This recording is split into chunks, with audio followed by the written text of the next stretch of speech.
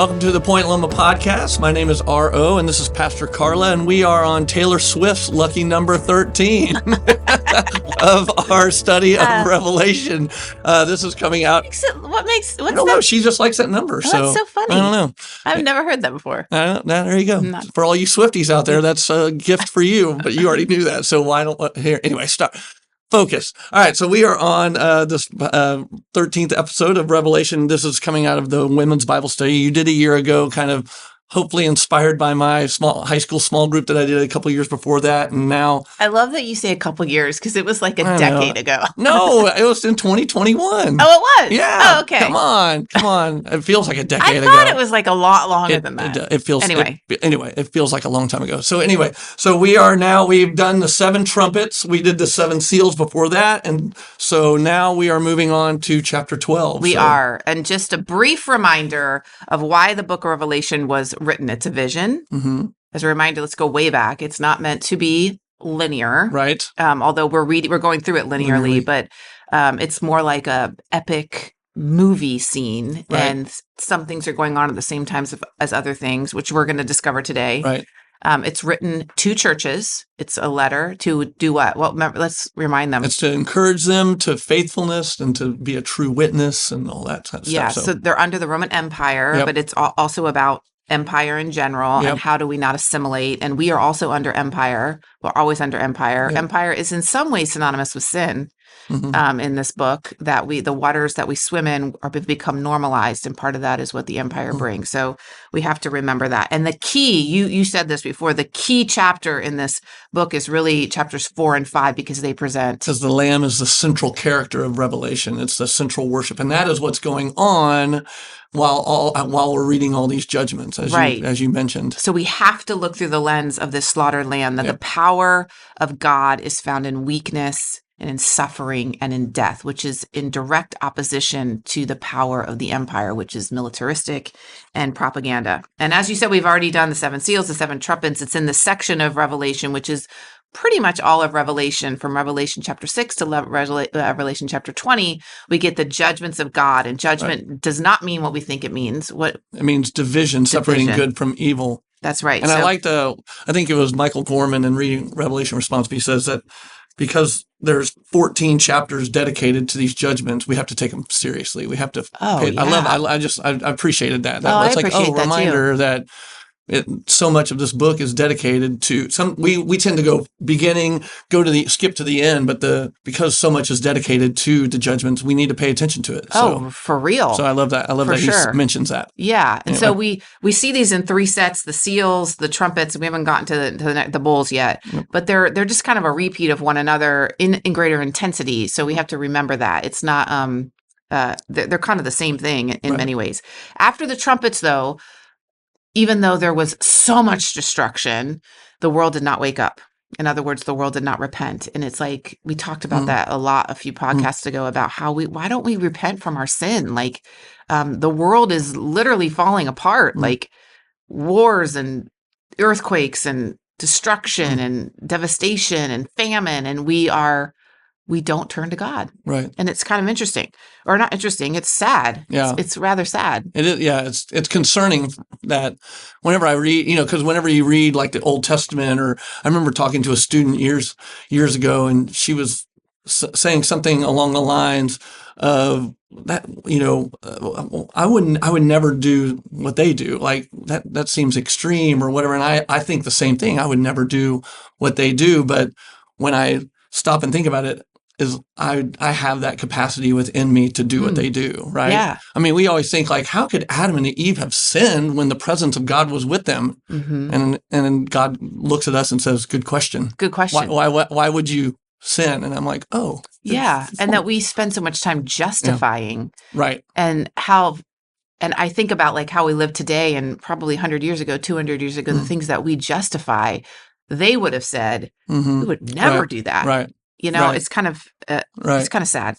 Mm-hmm. And very humbling. Mm-hmm. So at the end, we also learn, though, through these first two series of judgments, is that the church does play a role, and the prayers of the church play a role, the witness of the church plays a role, and that there's a carved out space within the judgments for the church to gather together in safety with God in worship. So those are the things to remember. Well, we ended the trumpets last week, and now we're entering chapter 12, and we're kind of shifting to another behind the looks, like we're pulling back the curtain of the greater cosmos and what's going on in taking the a break heavenly from world. the judgments and the Right. devastation from those. And weirdly, we are entering the nativity scene, which is fascinating. Yes.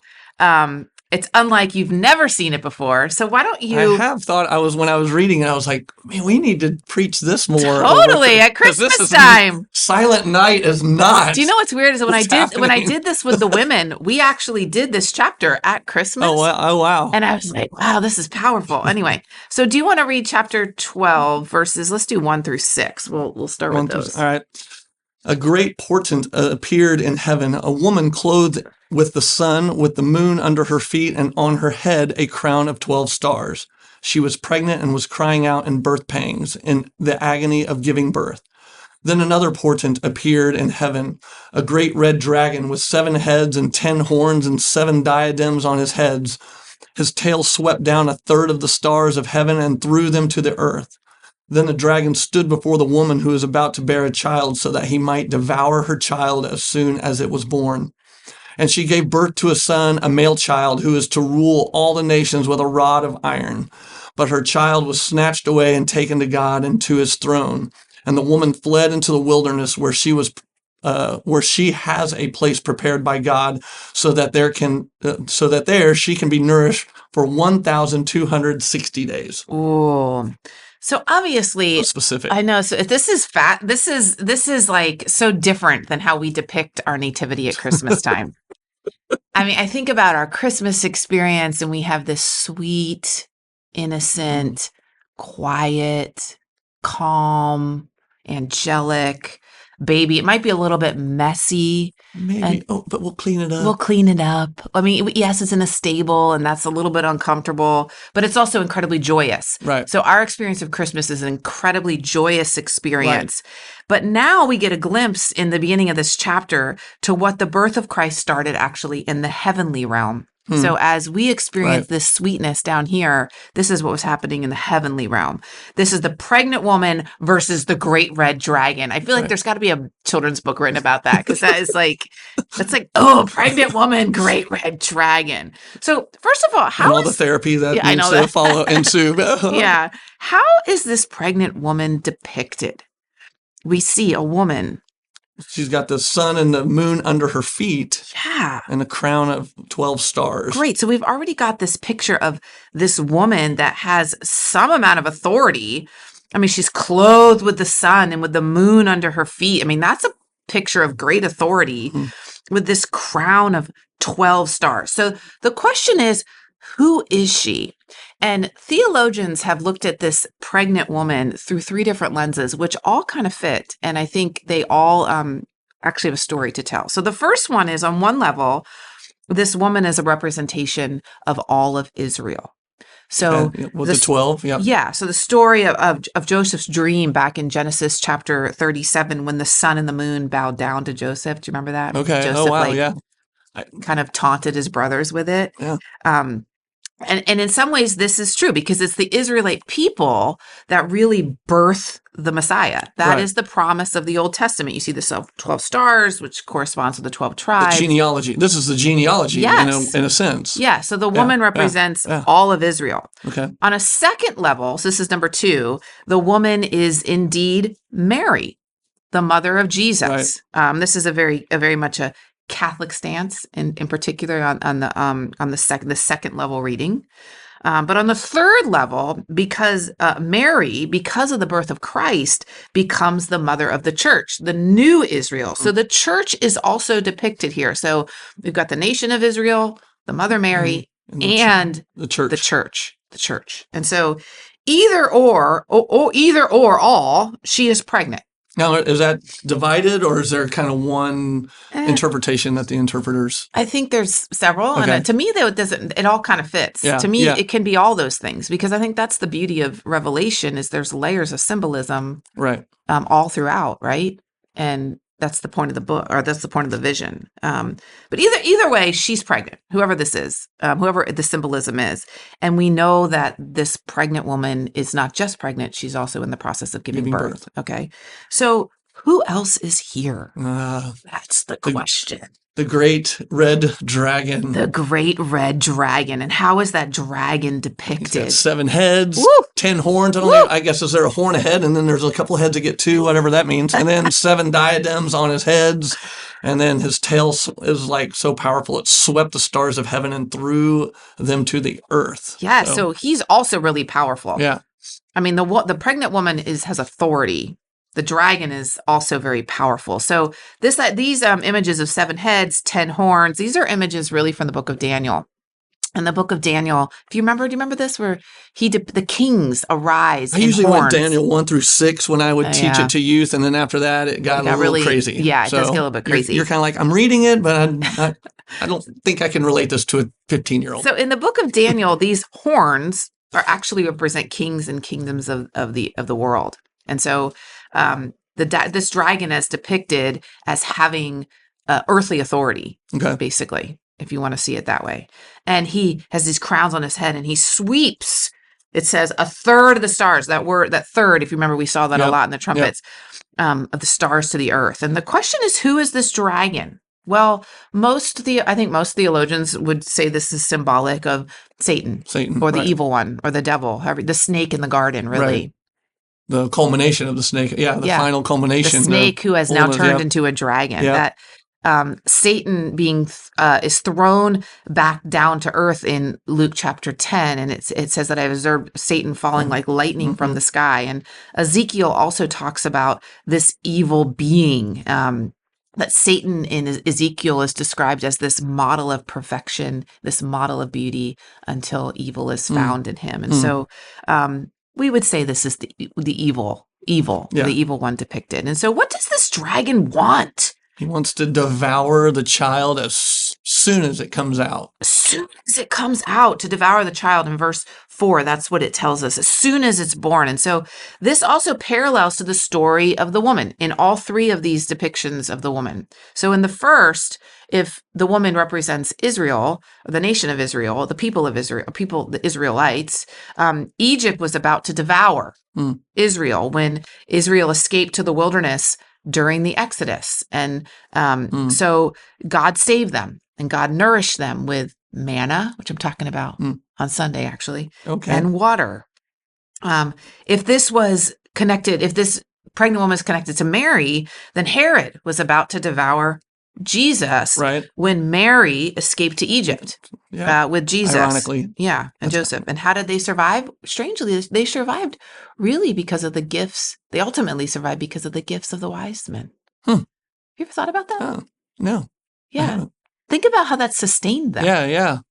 Interesting. I don't know that I've ever preached on that or made that connection. I haven't thought about that. I never even thought about that. Yeah, how did they live there for all those years? Anyway, And then in the third understanding, if this woman represents the church, the empire was about to devour the church when God protected them with the measuring of that safe space in the last podcast that we looked at, and how God sustained them through his word and the table of communion and each other. And so the dragon wants to devour the child. God sustains. God protects. So what happens next? Let's see. The child's was born. Snatched away. Where did he go? And they take him to the wilderness. The child was snatched away and taken to God, to his throne. And the woman fled to the wilderness, where she has a place. She has a place prepared by God, so that there she can be nourished for 1,260 days. So this child is born, and we can assume that this child is Jesus, and the child is caught up to God and his throne.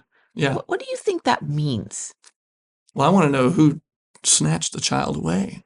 Well, we don't know. I mean, I'm assuming it's an angel or something, but I was that there's something positive. Right. Who snatched the child away? So what do you think it means? What do you think that means, that the child was caught up to God and his throne. Well, if God the Father and then God the Son, that's kind of where I went with that mentally. But I was just assumed, yeah, if it's the Messiah, he's being taken to his rightful place, like the cosmic throne, not the earthly. I mean, the earthly throne maybe comes later, or we see that later. But really, if he's the Messiah to save not only the world but all of the cosmos, he's being taken to that rightful place. Yeah. So there's the book of Revelation, because it's symbolic and it's not linear. I mean, this could be post-resurrection. We don't know, Right, but right. whatever it is, there's the child has been saved. Saved and given authority. Yeah, not devoured. And then what happens to the woman, whether it's Israel or the church or whatever? She flees into the wilderness, whatever that means, but she's nourished. Right. She's nourished. She's taken care of. Right. For 1,260 days or 3.5 years, which is half the number of completion. That's the part we have to get. So when we hear stories of the book of Revelation and, we're going to suffer in tribulation for 3.5 years, and then it's going to get worse, 3.5 more years. That's half of 7, which just means half of completion. Right. We're not there yet. So that even means that Jesus came on the scene halfway. Right. Halfway. And so what happens as a result is war breaks out in heaven. And that's what we're going to read next. So the story of the Nativity and really the resurrection has kind of all happened in verses 1 through 6. Okay. And then war breaks out in heaven. So go for it. All right. The war broke out in heaven. Michael and his angels fought against the dragon. The dragon and his angels fought back, but they were defeated, and there was no longer any place for them in heaven. The great dragon was thrown down, that ancient serpent who is called the devil and Satan, the deceiver of the whole world. He was thrown down to the earth, and his angels were thrown down with him. Then I heard a loud voice in heaven proclaiming, Now have come the salvation and power and the kingdom of our God and the authority of his Messiah, for the accuser of our comrades has been thrown down, who accuses them day and night before our God. But they have conquered him by the blood of the Lamb and by the word of their testimony, for they did not cling to life even in the face of death. Rejoice then, you heavens, and those who dwell in them. But woe to the earth and the sea, for the devil has come down to you with great wrath, because he knows that his time is short. Great. So what happens? War breaks out in heaven, good versus evil, and good wins. So as in heaven, in the heavenly realm. So Satan is hurled to the earth, it tells us, after having lost in heaven. And this takes us back to the Garden of Eden. I know that's weird, because this is not linear. It's like a circular understanding. But what does this loud voice say? What is it a positive saying?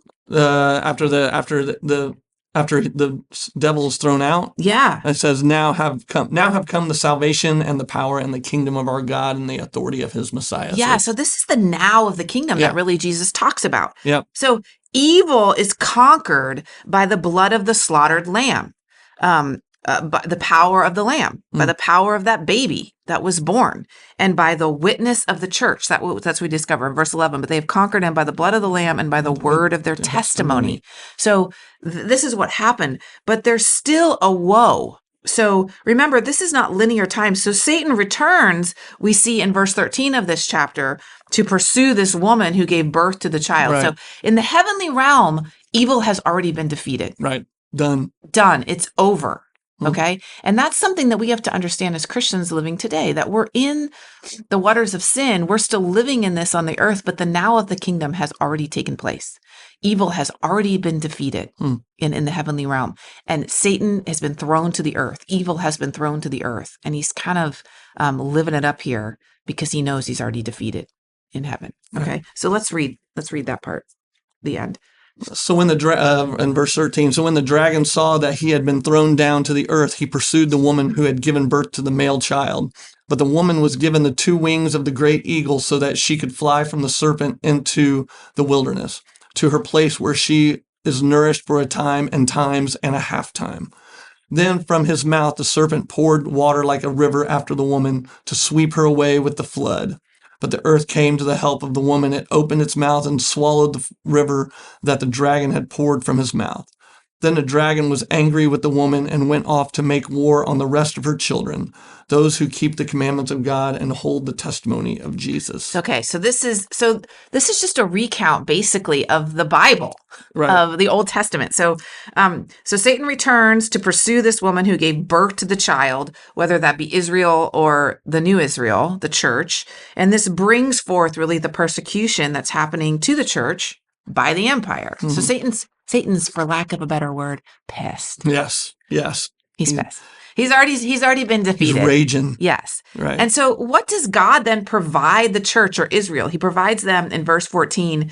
But the woman who was given the 2 wings of the great eagle so that she could fly from the serpent. She's given these 2 wings, which is a reference back to the book of Isaiah. Yes. Yeah. Okay, Remember good. that? That's where I went. That's exactly where you should go. See, look at you being biblically literate. Come on. Let's go. Where Isaiah says, let us soar like wings of eagles. Right. I mean, I feel like a lot of memorial services, we play that song Right. on eagle's wings. Right. This is the reference to Yes. it. And we're taken back in that soaring of those wings to the wilderness journey and the escape where God nourished his church. Okay. Mm-hmm. So the Israel and the church is saved, if you see that, from spewing water. Then from his mouth, the serpent poured water like a river after the woman to sweep her away. What does that remind you of? When it says sweep her away with the flood, I thought of Noah. Well, yes. So, but then I was like, that's interesting because God sent the rain, right? Or, well, I don't know. Did he? I mean, he allowed it. He told Noah to build the ark. Now it's all confusing. Now I'm getting all Now, jacked. obviously, water is a large part of the Old Testament story. Right. So is it in the New Testament, obviously, our baptism. But the waters, I believe, that are being referred to here are the Exodus story and that Red Sea. Okay. That this is from I was the mouth. earlier. So, Yeah, okay. poured like a river after the woman to sweep her away with a flood. But the earth came to the help of the woman. Yeah. Okay. Yeah. And the Red Sea was split. So Jesus is really being compared to that salvation. I think that's what we need to understand. That means that the Old Testament, which we separate from the New, because Jesus came here, right? Because he was birthed here. What this story in Revelation is telling us, that the heavenly birth of Jesus that was happening in the heavenly realm actually set us back in time, so that it was actually Jesus or the Spirit or Christ at work in the Red Sea. Does that make sense? Yes. It's kind of bonkers because we think in linear time, Right. But that Jesus has always existed, because obviously Jesus is part of the Trinity.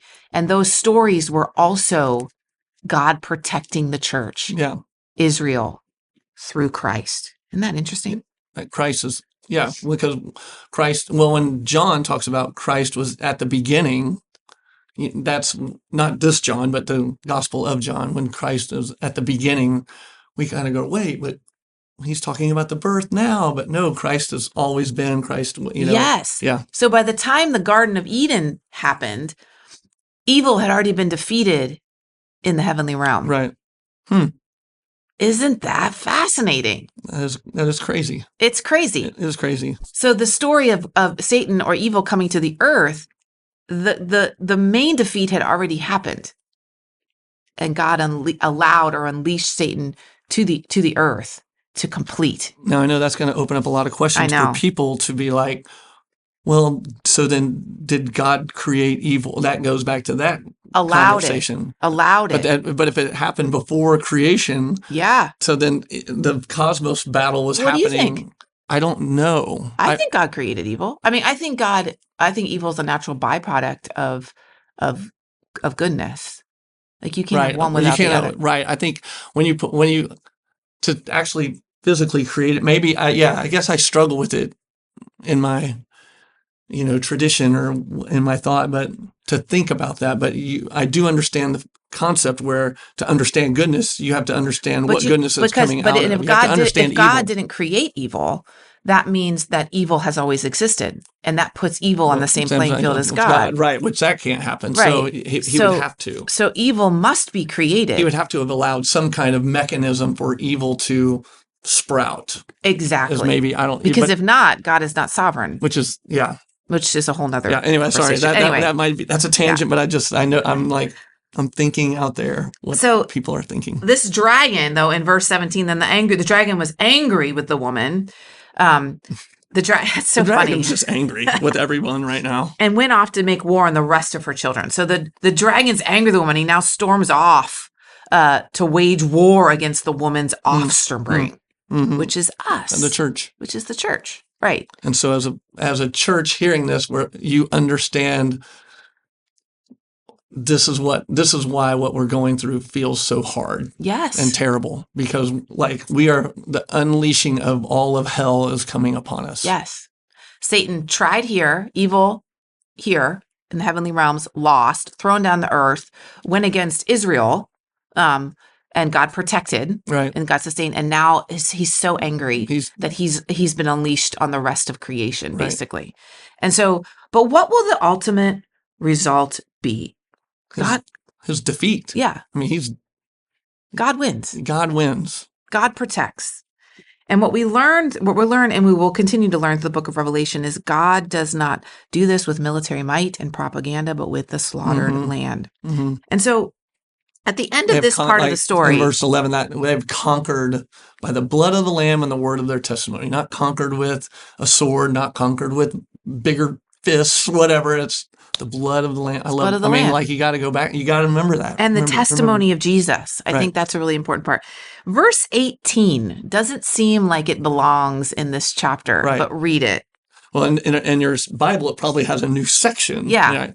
It says, then the dragon took his stand on the sand of the seashore. So it's almost a swing into the next section, which we're going to be looking at the next podcast. But basically what we're seeing at the end of this dramatic section of this nativity scene in heaven and then on earth is this dragon is standing on the edge of the seashore looking a little desperate at this point in the story. He has failed twice. Right.